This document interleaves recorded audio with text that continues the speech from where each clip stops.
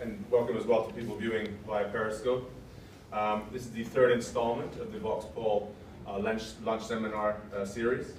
And these are sort of essentially exploring various different aspects of violent online political extremism. It's my great pleasure to introduce Manuela Caiani, an expert in the far right, particularly on their activism online.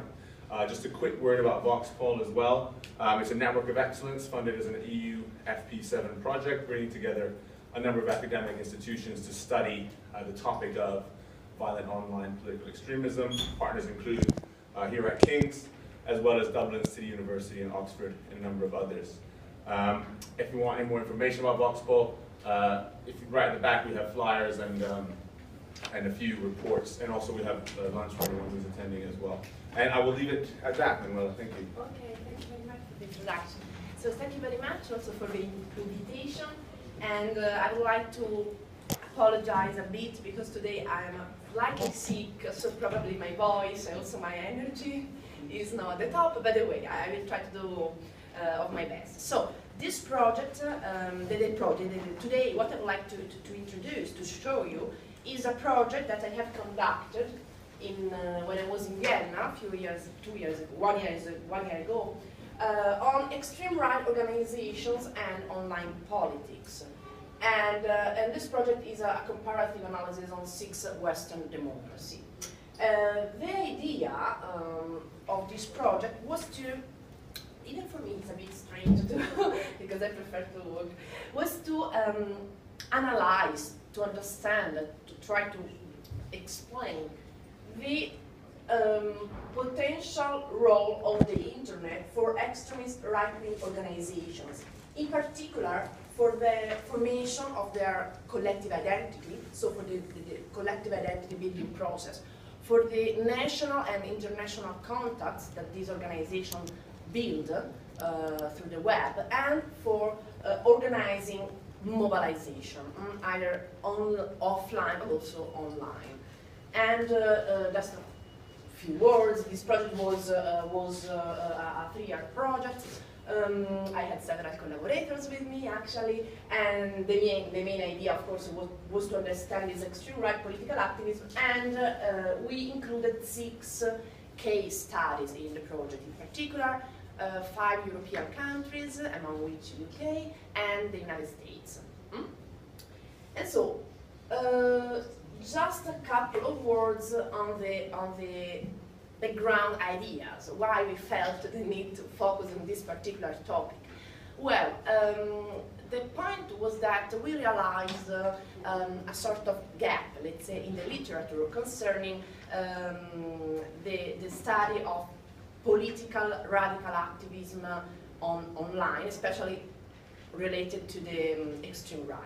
So what we had when we started the project, looking at the literature, available literature, we had a situation in which the internet, for the use of the internet for radical political activism was studied a lot for what were concerning left-wing or extreme left movements, better to say left-wing. Left-wing movements like global movement, the new global or no global movement, before Zapata movements, more recently, lots of left-wing campaigns like Occupy Wall Street are studied for what concerns the role of the internet, for the emergence of this campaign. After September 9/11, a lot of studies also started to analyze, empirical studies emerged that were analyzing the role of the internet for extremist Islamic terrorism. And for what concerns extreme right, actually, there are only partial studies, let's say, mainly the studies concerning extreme right and the internet focus on extreme right political parties that we know constitute only a portion of the extreme right milieu in each country. Extreme right political parties, especially during electoral campaigns. And so we said, okay, well, what happened from one election to another? So internet is the new arena where social mobilization and political socialization occur. So, and this political socialization of many kind of extreme right groups, not only political parties, but also association, cultural groups, music and sport groups. So all these groups and the propaganda and political socialization or social socialization that they exert using the web actually constitute the breeding ground also for the victory of political parties, extreme right political parties when there are elections. So we were particularly interested in analyzing these nexus, and these were the two empirical questions that guided our analysis. So on the one hand, to what extent and in which ways do right and extremist groups use the internet for the construction of their collective identity, mobilization and organizational context, but also we wondered if different types of extreme right groups, like more institutional versus more informal, more violent versus more moderate, used or use internet for different political purposes and functions. And as I said, already mentioned, we had a comparative theoretical design in mind, and we had basically two comparative dimensions. The first one was to compare different types of extreme right organizations, and in particular political parties, the neo-Nazi subcultural sector, and the political movement area of the extreme right milieu. And in this dimension of comparison, clearly for this dimension, we relied on the resource mobilization theory coming from social movement studies in terms of explanation. So we said it's clear that as social movement studies underline the strategic choices of collective actors, also probably extremist collective actors, depend not only from the environment around them, so the political opportunity structure or cultural opportunities, but also these strategic choices, they depend on the availability of material and symbolic resources that they can have. So for material resources, of course, we think about the professionalization of one group, the economic resources, but also the symbolic and cognitive resources can matter in the, let's say, in the decision of moving on to the web, moving to the web for the political action. So, for instance, we were expecting that young youth groups, youth extreme right groups, will be probably more likely to use the web for their political action, since all communication studies tell about a sort of generational migration for what concerns politics toward the web. And of course, the second dimension, also for the second dimension, comparative dimension that we had, so the country, we had in mind actually a series of hypotheses and concepts coming from social movement studies, like, as I mentioned, the political, cultural, and also we had the technological opportunities. So we expected that we could find a sort of interplay between the closure or openness of the political opportunities for these right-wing groups in these 6 contexts and their migration on the web. So of course, then we articulated I will show you a table at the end, but it's clear that we articulated the so-called political and cultural opportunities in relation specifically to extreme right groups. So in each country, we looked at for instance, the laws, the regulations of against the formation of this group, electoral rules that usually are these electoral rules, pluralistic versus majoritarian, and that allow third minor parties to enter into the political system, and so on and so forth, like the discourses, the elite, political elite discourses concerning national values and racism, and for what concerned technological opportunities, that was our, let's say, our innovative aspect.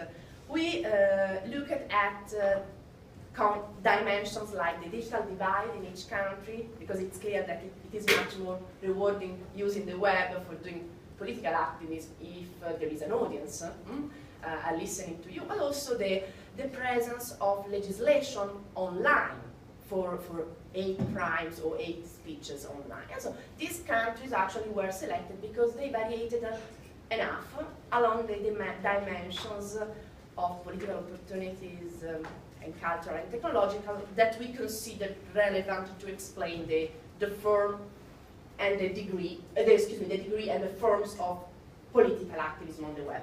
And this was our, let's say, dependent variable. So we also articulated this political activism in several dimensions, like communication, of course, political communication through the web, information, propaganda directed toward insider, but also outsider, so potential adherents, and virtual debates of the use of the web in order to construct a virtual community with forum of debate, chat, newsletters, mobilization and recruitment, national and transnational contacts.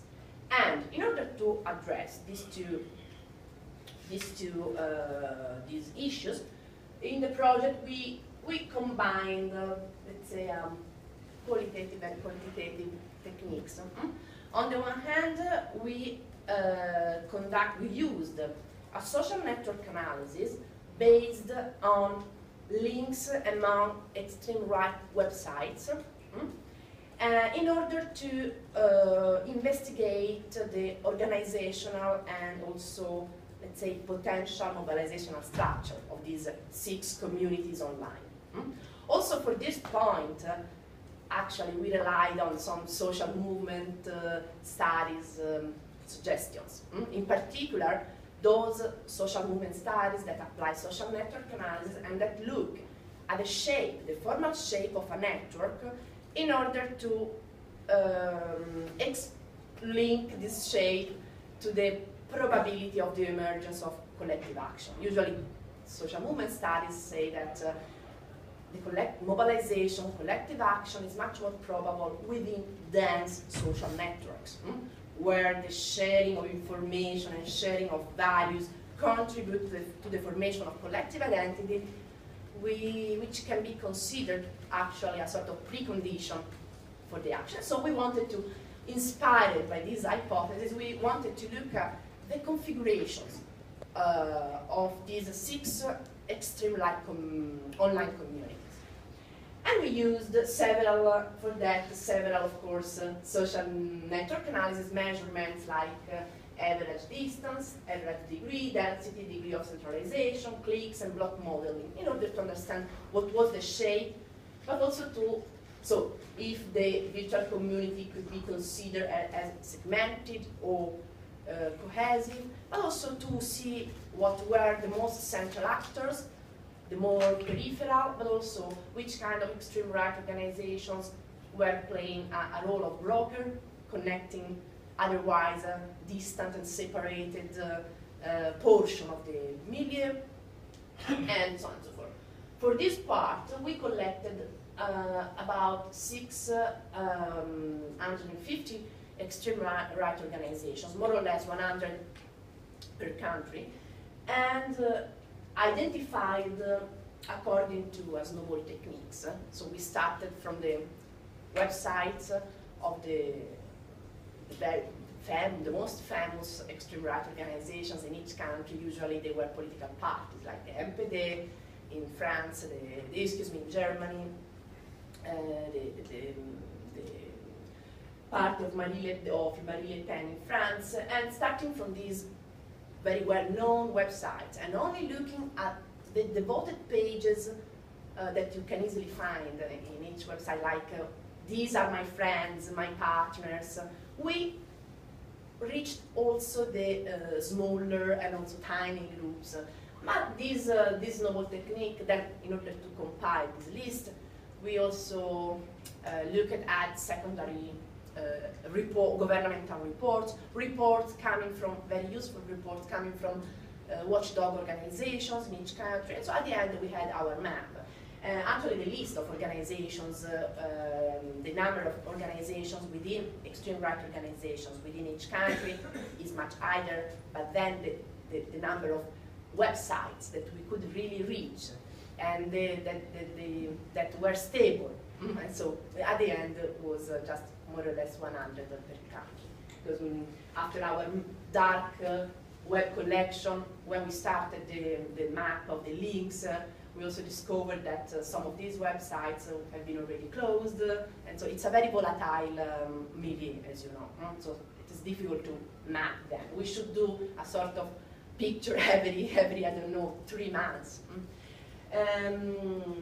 And for the formalized, and the second method that we used, that we applied, was a formalized web content analysis of websites, of course, run by these, the same extreme right organizations.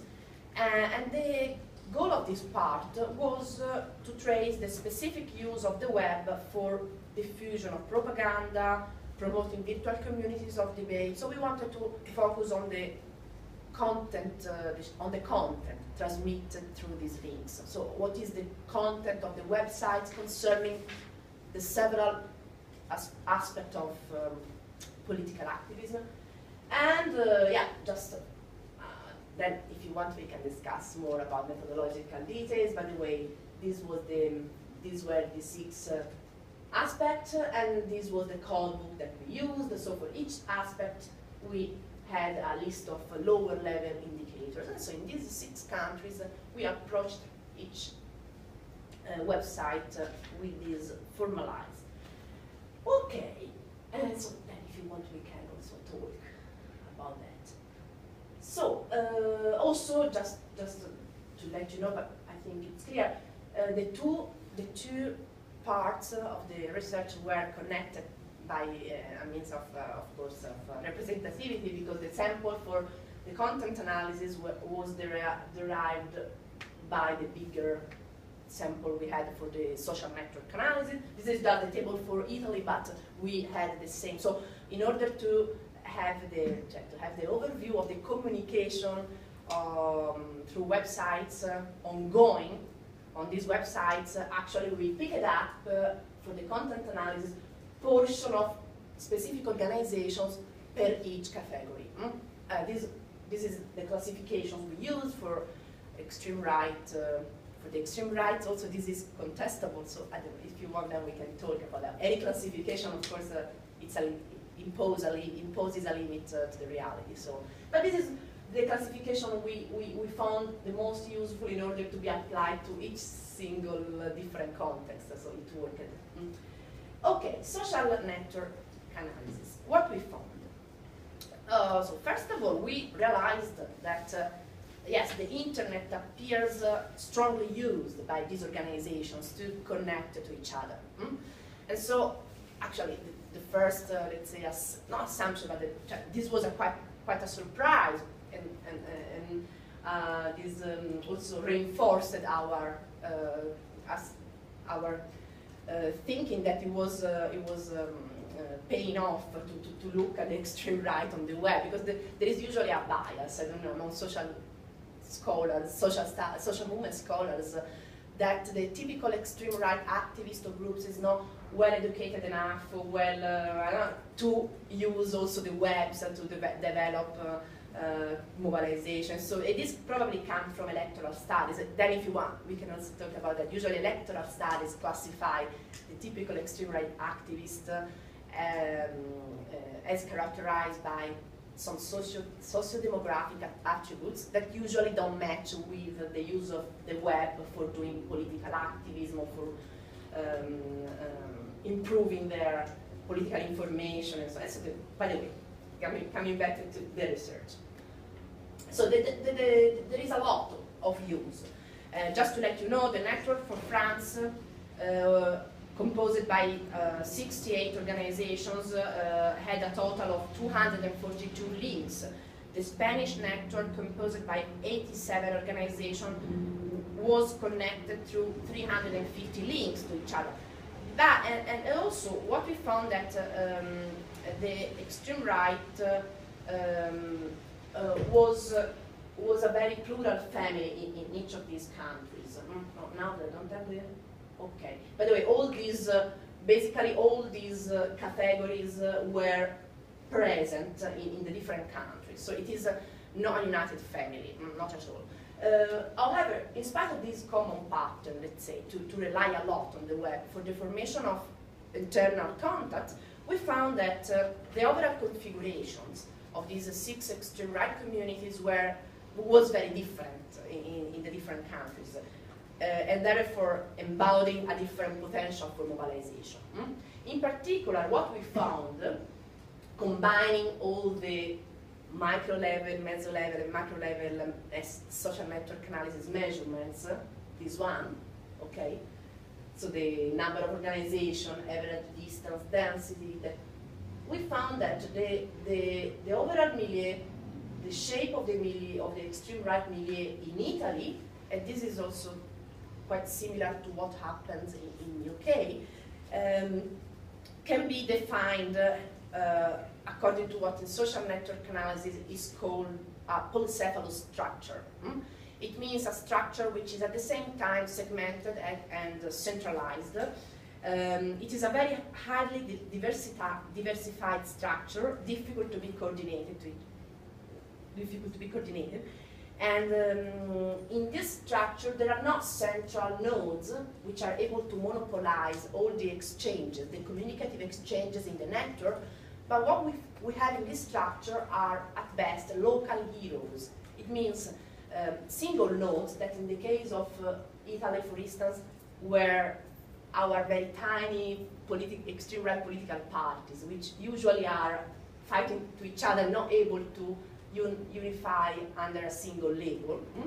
So these local heroes actually have their local reserve of social capital, but usually in such a structure they are not able to combine these respective social capital resources. And so in such a structure, usually you have, for instance, medium level of density, so the actual number of links that are activated out of all the potential links are no low, no high, are in the medium. Medium level of centralization, average degree, medium, high average distance. What does it mean? That picked up to nodes, any two nodes in the network, the number of nodes that they should pass through in order to connect each other according to the shortest path is quite considerable. In a centralized network, and so in this, just as a conclusion, in such a structure, the probability of emergence of collective action is not so high, because there is segmentation. I'm sorry, I didn't have the before and after picture for Italy, but if I now now eliminate in Italy just 3 or 4 nodes, the brokers, the total unity of the network would disappear. This would be impossible in a structure like the structure for Germany, that according to all the measurements is much more close to what in social network analysis is called star. Within a star there are few central actors able to monopolize all the exchanges, and the density of the connection within all the milieu is extremely high. So in this structure there are for sure efficient and fast flows of communications among organizations, and this probably could be an help for the emergence of collective action. The problem in this structure, or let's say the result that we can infer in terms also of policy recommendation, advice, in this structure, much of the social and political life of the sector depends on the nature of the central organizations. So if they, for instance, are particularly violent extreme right organizations, it is very probable that when the collective action emerges, this probably is more confrontational or more violent than within a star structure where the central nodes are parties or more moderate, or the institutional version, let's say, institutional side of the extreme right. How many minutes? 20 minutes. So we started with time? Quarter past. Okay, so we are almost finished. No, we still have about 45 minutes, but 20 minutes talking and questions. Okay, 20 minutes. So, the network for the United States, as you can see, is even more decentralized. Here you have also many isolated nodes that create big space, let's say, within the network. And here the degree of centralization is extremely low, so it is a very horizontal structure. And that in this case it's also quite difficult to speak about a real movement sector, a unified movement sector. So what kind of conclusion we can derive from that? Bad news or good news? It seems that such a structure can also, on the one hand, be telling of a sort of weakness of the extreme right in the United States, in the specific case. On the other hand, we could also have the doubt that such a structure could represent a sort of strategic organizational, specific organizational decision according to what is called recently like leaderless resistance. So the idea that it is better to construct a structure not centralized but very, very horizontal, and where the connections are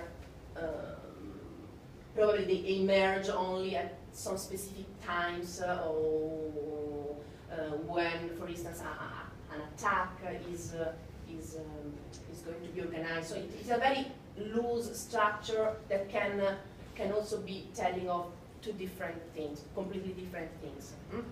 We should be interested to compare this online structure with the actual structure of, for instance, offline contact among activists or among organizations. But as you know, this is always the most difficult part. In this project as well, and this is a part that I don't show you, we tried to do interviews with representative of these extreme right organizations. And as I said, I had many collaborators. I had also money to send them in the respective countries. We started to build our first contact, and actually from this ideal sample that we had in mind, like we wanted to interview, for instance, 5 specific organizations per type of category. At the end, in total, we had no more than 45 organizations, 45 interviews, and we spent on this part more than 1 year, so almost more than, so 6 collaborators, more than 1 year in 6 countries. At the end, only 45 interviews, and not very significant, honestly, because they didn't answer, of course, to the most interesting questions. So it is always problematic for these kind of groups to move, for us as scholars, from the online to the offline. Although this would be the most interesting part, so the real link, how much is can be a proxy, what we study online, how much it can be really a proxy of what is going on offline in terms of identity mobilization. So this is always the weakness that this kind of online research studies have. By the way, moving to the content analysis, I don't go into details about the measures.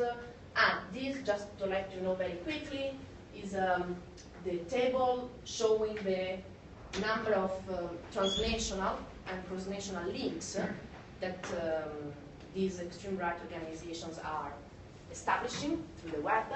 And as you can see, in terms of countries, the more internationalized countries appear to be the United States and Italy. And in terms of organizations, the more internationalized. Do I have the content? Yeah. Okay. The more internationalized organizations are the neo-Nazi groups. So almost more than half of them have international or cross-national links on their website. Okay, content analysis part. this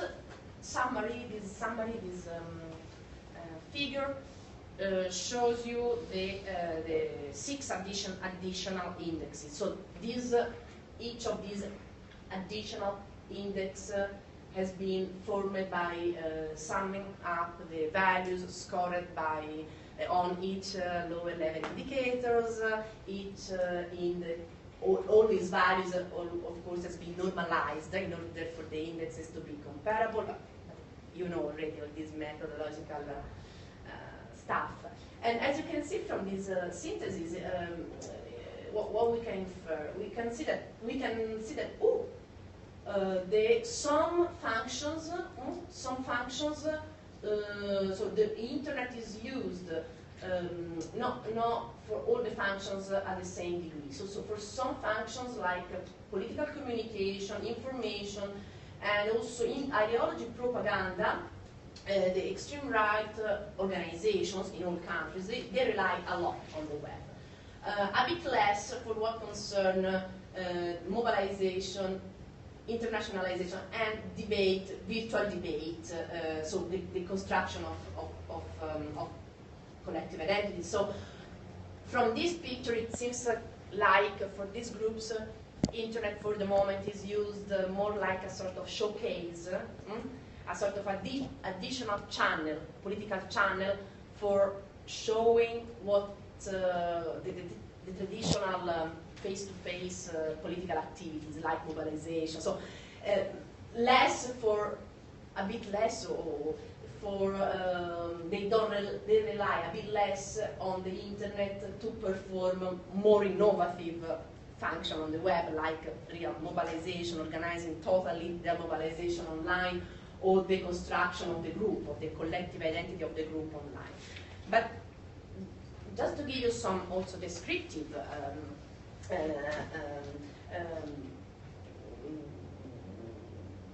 ideas, for what concerns the internet and the diffusion of information propaganda, you can see that most of the sites offer to the users a large range of information.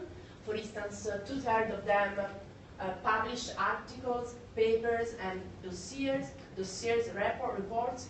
52% have a news section in which they make reference to media coverage. Of course, this media news section is very biased, as you can imagine. They cut and paste the news they are interested in order to create specific frames to sell to the population, insider or outsider. There is also a strong attention in offering tools for political education, let's say. 40% of them offer bibliographical references to typical historic text of intellectuals, of the extreme right, and so on. There is also strong attention on the communication with the public, especially 42% of these websites offer information about the reachability of the organizations. This was a bit strange to us, because usually they should know, be very happy to be reached. And 60% have also on the website have a hit counter, and the funny aspect of these hit counters was to find some of them declaring to have millions of visitors. This is clearly not true, it's not possible, but it can be telling to the wish of this organization to appear, so to demonstrate that they are not only virtual, they actually are real groups behind these websites. Strong propaganda, especially toward insiders. This is what we found in this website. 50% of them contain hate symbols, such as swastikas or burning crosses, eagle, fasci vittori, many kinds. These are some of the more recurring ones. You can see also the differences in terms of the most important aspect of the ideology, which are underlined. In particular, in the United States, most of the extreme right websites have a strong racial component, racist component, and also all religious. On the European websites, usually the icons refer to the past. So they are very apologetic to the classical symbols of fascism and Nazism, and or they are more they usually offer symbols and images referring to targeting the political adversaries. So who are our political adversaries? Many often this is the message that recur in European. So, and it is also quite weird to notice that for most of the European websites, extreme right websites, the United States represent the enemy, because the United States is representative of globalization, multicultural society, so everything they hate. And although they are connected to United States extreme right groups in the United States, so this is also fine. And in terms of propaganda, it also emerges quite clearly from the web content analysis that most of these websites are very focused on propaganda toward, let's say, young generation, because they use a lot for propaganda all the multimedia materials that the internet offers, like audio, videos, also mobile ring phones, and all this stuff actually has a political content. So you can find from songs to speeches of important extreme right leaders and so on and so forth.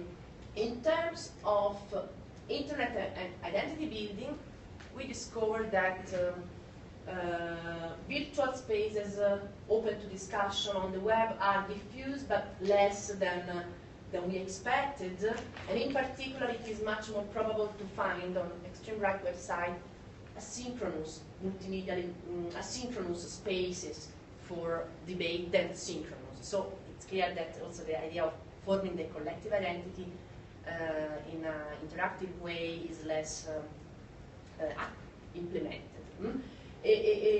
Only 17, for instance, % of them have a chat line, and what we discover is that it is very well diffused to have published rules for the participation to this discussion fora or arena of discussion. So rules where it is not very clear the boundary between, on the one hand, the wish to align to the net etiquette, so to say that they say that the organizations is not violent, so they, in the forum of discussion, are not allowed like hate speeches or violent, the diffusion of violent, promotion of violent discourses. On the other hand, so these published rules are used for a function of like image control, content management. Other times, these rules try to trace a strong boundary between who is part of the in-group and who are part of the out-group. No? So they say, to this discussion forum, only people that share that and that and that beliefs can participate. And so they are a function, probably they have all these fora, in our view, have not so much the function of building interactively collective identity, but they anyway promote some specific identity. If not, when they do other functions like. And finally, internet and mobilization. The internet for a mobilizing function appears to take several forms. One of the form is the advertisement. For instance, almost 1/4% advertisement online of the event calendar agenda of the organization, disseminating information on meetings, demonstrations, and concerts. Also, 15% of them contain the event calendar of others, extreme right organizations, showing a sort of solidarity in progress that is built online. So they exchange each other, or they leave each other's space on their websites to advertise also the history of the other organization. So, and only a minority, this is something interesting, and especially this is something that differentiates this extreme right organization from more left-wing organizations using the web. Only a minority of websites, extreme right, offer online, perform online actions, like mass strikes, mail bombing. The only strategy of action which is quite diffused on extreme right websites is the online, petition online. I say that we can do a comparison because for the questionnaire, for the codebook, we used for this part, mobilization, some specific questions that have been already used to another big project called Demos project, analyzing the same activism online by left-wing organizations around the world belonging to the no global movement. So we could compare and we could really see that the form of the online actions are much less implemented by extreme right organizations. Okay, so these are some examples of political campaigns advertised online. And so to finish, shall I have the time for 3 slides? Yes. Okay. So to finish, what does influence the extent and the forms of the internet used by extreme right groups? On the one hand, what we found is a sort of cross-country pattern. So we discovered that in the United States, so in American extreme right organizations, the Americans, okay, this is not very clear, I should have differentiated with different colors, by the way, so the American extreme right organizations are the black column here, here. So American extreme right organizations are more active in the use of the internet than European ones. In particular, they score usually the first or the second highest value on almost all the indexes, almost on the 6, excuse me, on all the indexes, so all the 6 political functions. Among the European cases, the Italian context actually seems particularly conducive to extreme right political online activism. Indeed, the Italian organizations were were using the internet more, and they scored in particular the highest values on 3 out of 6 indexes, and the second highest value on 2 out of 6 indexes. And to the contrary, Spanish extreme right organizations, this one, are those that use the less the internet for doing political activism. But regardless of these cross-country differences, we also realized that we can see a sort of cross-organizational type pattern. Indeed, in all countries, now I show you this table, which is the same that this graph, but it is more easy to be read. So this table is just for Spain and Italy and Spain, but we can reproduce the same table also for the other cases. So what we realized is a sort of division of work among extreme right organizations, because we found that in all countries, with some exception for United States, but we can go more into that. In all countries, political parties and movements are those that use more the internet for information and communication, according, let's say, to a more traditional use of the web. So a web, as I said, is probably more as a showcase to advertise political action that still are occurring outside, offline. And in all countries, to the contrary, subcultural groups and neo-Nazi are those that use more the internet more for mobilization and internationalization. Okay, these 2 functions. So according to, I would say, a more innovative use of the web. So the use of the web like sort of substitute of real face-to-face interactions.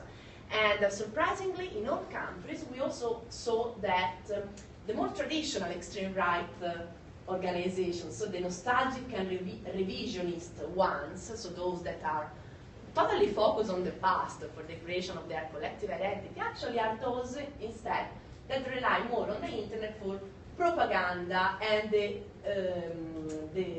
virtual debate, so the creation of this online collective identity. And finally, connecting our dependent variables, let's say, to our explanatory factors, and in order to see also if some of the assumptions, hypotheses of coming from social movement studies and actually originally directed to explain mobilization offline could be applied or are heuristically valid, let's say, also to interpret mobilization online, we discovered that on the one hand, it seems that yes, what resource mobilization theory says to us, that the richer, or the more, yes, the organizations having more resources are usually more likely to mobilize. We discovered that, yes, those organizations, it's true, the organizational characteristics seem to matter, also on the mobilization online. The extreme right organization, the more formalized and the richer in terms of financial resources, but also would say those endorsed by, in general, more material and symbolic resources, including the fact to be inserted within dense social networks, so those organizations that are within dense, cohesive milieu, are exactly the organization, so these organizations are more likely to use the web for political activism, in particular for communication and information, but also for mobilization. For what concerns the relation between political culture, the context, the offline context and online mobilization, we saw that in particular the political, let's say the cultural/discursive opportunities matter a lot. Indeed, in those countries where the far right is accepted as a legitimate political actor, and there is a good, let's say, climate, a very favorable climate for them, in particular represented by diffusion of anti-immigrants appeals from the elite. Internet is used more. They are more likely to use the internet for political activism, in particular for information and diffusion of propaganda and ideology. And similarly, in those countries where the political opportunities offline are more restricted because there is a stronger legislation against, in general, extreme right groups or the formation of extremist group. In these countries, as you see, the use of the web for political activism is minor, but now the use of the web for, in particular for communication, political communication, but not for political mobilization, and probably because exactly in those countries where political opportunities offline are closer, this movement, these groups migrate online for mobilizing as a sort of alternative arena. Anyway, all these variables seems to, let's say, the model, this would be a sort of classical model for explanation of social movements. But our findings also underline that it is necessary when we study online activism to add some online explanation, let's say, or some variables, some factors for interpretations that pertain the online sphere, like the technological opportunities. And indeed, we found that especially this happens, especially in those countries where the digital divide is low. It means, especially for what concerns communication through the web, political communication. So when there is a higher access of the population to the internet, so the internet diffusion is, the internet is more diffused. Okay, so thank you very much, and here there are some few slides for question and conclusion, doubts. Thanks very much, Manuela. Okay. Thank you. Thank you. I have a couple questions, but I'll open up to the floor first if there are any initial questions for her. Lydia? Yeah, go ahead. Yeah, I wanted to ask, thank you very much, Kelly. I wanted to ask, where do you see into the future, obviously not literally, but where they might take the internet in the future, what their activities might be?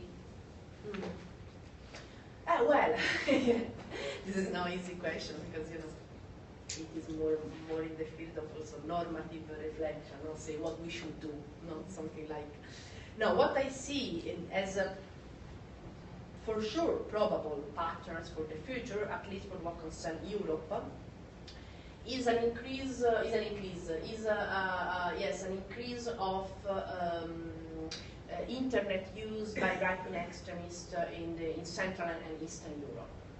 And there are still some reports, but very single case studies that underline as the extreme right currently is especially mobilizing on the Eastern and Central Europe. And this is evident also if you look at the recent European elections, but also the election in those countries like in Poland, in Hungary, you have the Jobbik, which is the third or second most important party in the country, and it is clearly and openly neo-fascist, so they don't hide their and so what I think would be necessary to do now is to continue to study in a comparative way, so not just single case studies, but in a very comparative way what is happening about extreme right on these countries, so Eastern and Central Europe, and what is happening online. Because very often the online, as I said at the beginning, is the only one of the few tool and arena we have to study them, because otherwise it's very difficult. They are difficult to be read. So yes. I had a quick question. Study looked mostly at online websites, but what about social media, like Facebook and Twitter? And I found a lot of the movement and recruitment and things have gone on Facebook the recent couple years. Thank you for this question. This is always the question I received, and I knew that because when we were doing this project, we were already saying, okay, we are studying something already, which is already old, like the websites. Because it's clear, and this is clear also to us, that today, where is the... Okay, yes. Today, especially social networks, so the Web 2.0, is the arena where the political activism and political socialization occur. The point is that, okay, first of all, just to give you some data, we had in our few interviews that we did also one question regarding the use of social networks like Facebook, MySpace, Twitter, and other by these extreme right organizations. And according to our data, more than 50% of extreme right organizations declare to be present also on blogs, on Facebook. So, okay, we only interviewed 45 organizations in 6 countries, so this is not very statistically representative sample. But, so to say that, yes, for sure, it would be extremely important to study social networks. The problem we had, and that we all can encounter studying social media, is that is a methodological problem. So websites still could be considered something closer to a document or so something stable. You have some stable pages, like in a newspaper or in a magazine coming from the organization.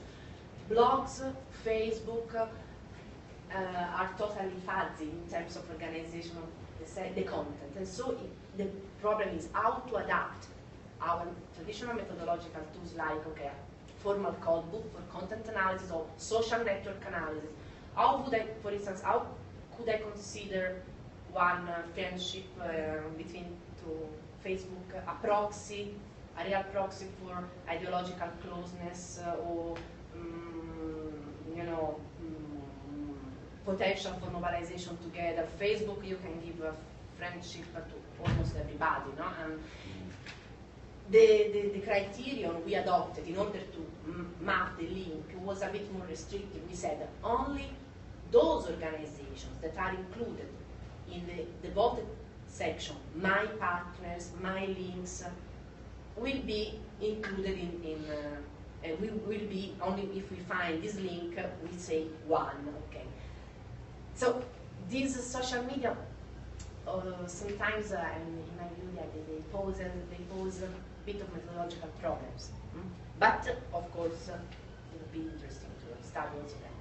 Yeah, I think it's probably worth keeping in mind that these things, just because these things move so fast, in our attempt to keep up with them, we sometimes ignore learning previous stages. And I think, you know, it's very important to still understand this to move on and understand how they're using social media.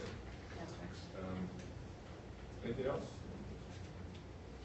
Well, I had a couple. I mean, I think one of the things that came through quite fascinating in this is that what you're basically saying is that these kind of extremist movements, particularly far right ones, are pretty much following the playbook of social movements from their beginning. I mean, in terms of their use of the latest communications technology. I mean, they're basically still using the internet as a communications tool primarily, at least the far right, correct? So, you know, go back to the anarchists of the late 19th century using the printing press, you know, being at the forefront of that. So, and I think that's probably something worth keeping in mind, just in terms of how people get excited about how maybe the internet is having a different role, and this is, of course, the mobilization role. And you touched on this move from online to offline activism. Do you, I mean, if we take for granted that, or maybe we shouldn't take for granted that people's mobilization is influenced by their activity online. Can I say that roughly by what you're, and also as well as that, do you think there's at least been an increase in that as a possibility over the last, say, 5 to 10 years? An increase in the in possibility online to offline mobilization. Okay. No, also this point is very not only interesting, but also it addresses not the conflict, but the two schools of thinking that there are within communication studies and political mobilization studies. There is one school that says, yes, online political activism will increase offline political activism. Why? Because through online political activism, you receive more political information. So that you basically you improve your status on all the typical political and political skills, political opinion characteristics that usually are related to offline political activism. So the more you are informed politically, the more likely is that you will participate politically, either individually through vote or collectively. The more you improve your, let's say, skills as citizen, deliberating, discussing within political fora, the more probable. So all the literature about social capital and the link between tells us. So in principle, one school assumes that there is a direct link between online political participation and offline. But there is also another opposite school that, to the contrary, underlines the risk or the possibility of coach, sofa, let's say, yes, sofa activist. No? Say, I could be also extremely satisfied simply staying online, that I don't need, and even further, I reduce my activism offline because I feel already satisfied having, I don't know, filled up an online petition or simply having read a lot of political information. This actually, and there are contradictory results for the moment, empirically speaking. I'm not now talking about extreme political activism. I'm talking about general studies concerning also conventional political activism, also voting. So there are contradictory results. In my view, but this is a personal opinion, so now I'm not talking in terms of studies and findings, but in my opinion, the link between offline and online is particularly important or more important for extremist activism. To me, it's clear that very often the radicalization through the web, so radicalization happens through the web, occurs through the web, and a lot of potential activists get into the ideology and also being web users. Basically, if you think, for instance, for what concerns extreme right activism, we can think about the Oslo attack a few years ago. So the protagonist was found to be radicalized totally on the web. Also, on the web, he also found the sort of manuals for the construction of Molotov, so, and for the socialization into a specific ideology. And so, yes, I think that it's a personal opinion. Okay. Yeah, well, I think the data is not there yet, but yeah. it certainly seems like it makes sense. Yeah. For instance, I was reading a few days ago, or yesterday, about the Paris attack and all of that. They are the police investigations. They are. I am hypothesizing that encryption, encrypted messages are actually passed through PlayStation 4. So a game, a stupid game. Excuse me for those.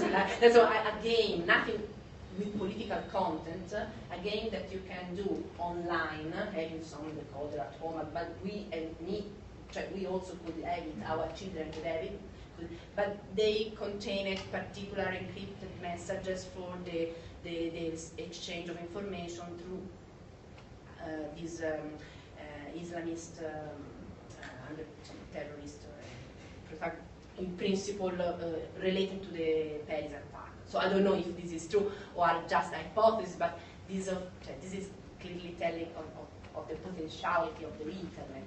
So not only when political content are at stake.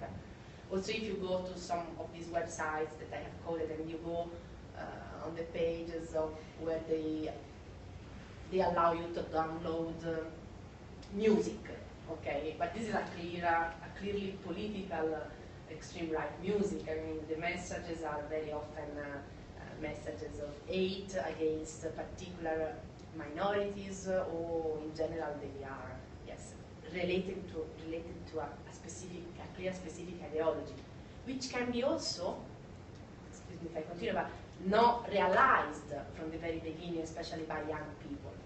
Explicit. I know I am an expert of the extreme right, so I know when I read something or I listen to some music, I know the references that they make, but 18 or 16 guy, Italian guy, could be at the beginning simply fascinated by the, I don't know, the radicality of this music, or the fact to be alternative, because also subcultural features, for instance, are very much present, especially in neo-Nazi groups. So also their websites are very appealing for young people, because they are not like the nostalgic Holocaust or denial websites, much more traditional.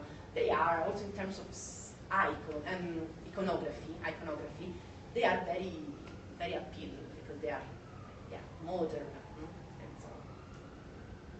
Anything else? Just wondering on a personal opinion, your analysis of the kind of USA cluster was the horizontal cluster, and you gave two different options what that might mean, so either it's a really weak structure or there might be deliberate.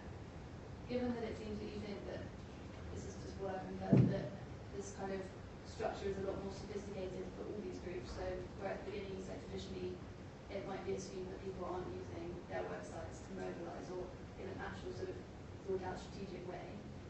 What is your interpretation of the US cluster? Is it more likely to be a deliberate structure, or is it just weak, do you think? Don't know.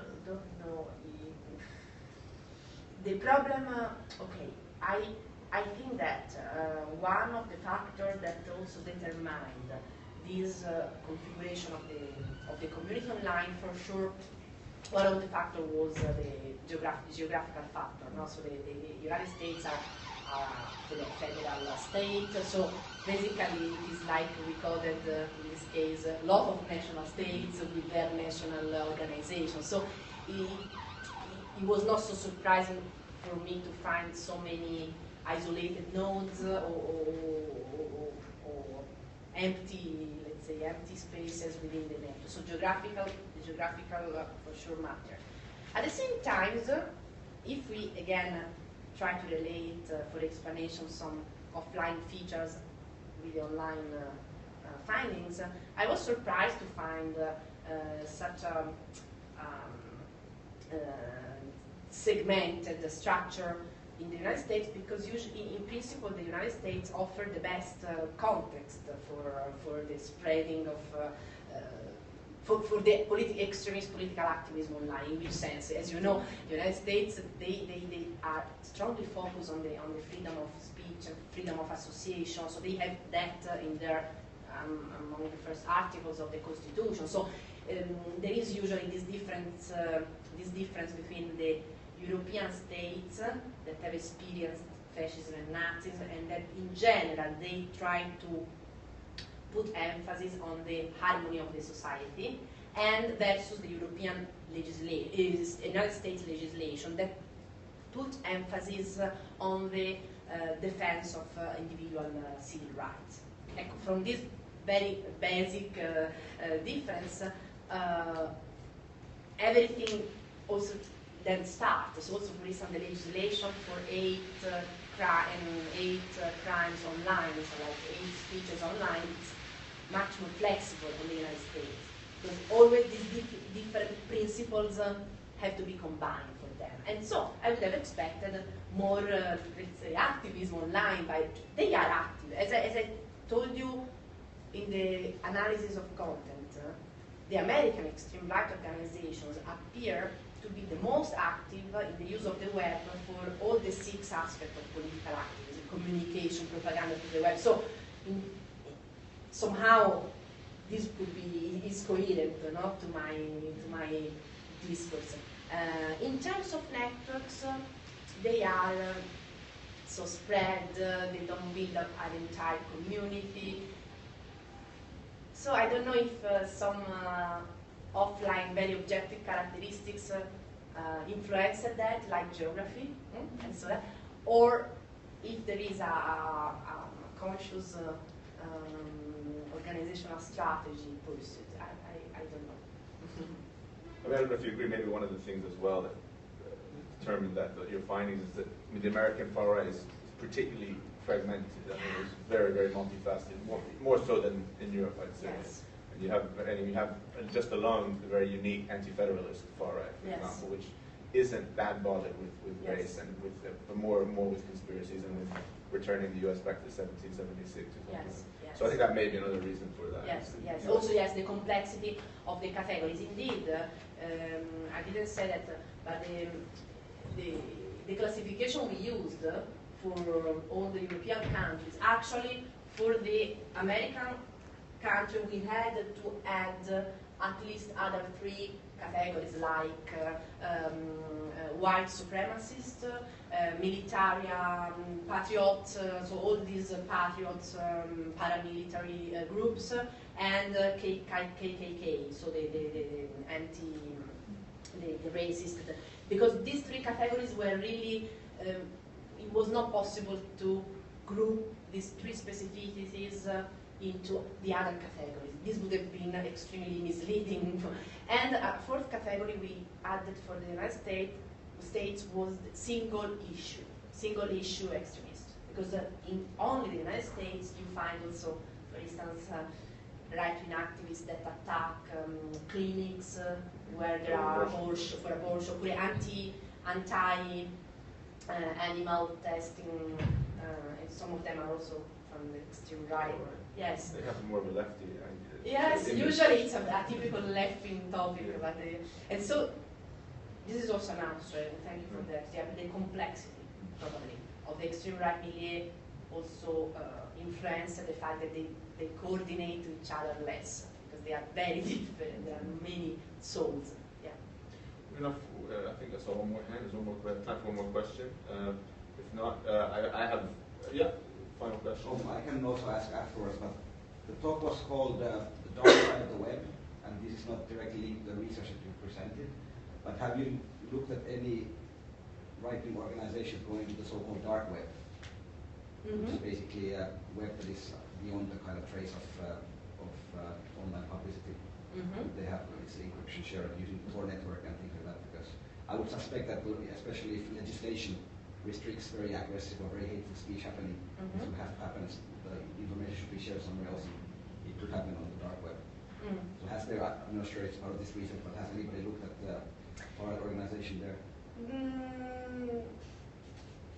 As far as I know, No, no, there are no systematic studies so far that look at these. No, I mean, there's a book out called, I think, The Dark Web, Yeah. Jamie Bartlett. Yeah. Because if you go there, it's amazing what you can find. Yeah, of You can course. find, Yeah. virtually anything is there. Anything you want. Yeah. No, as far as I know. Okay. All right, if you could all join me in thanking Manuela as well for her Thank time. you. Okay, I'm sorry.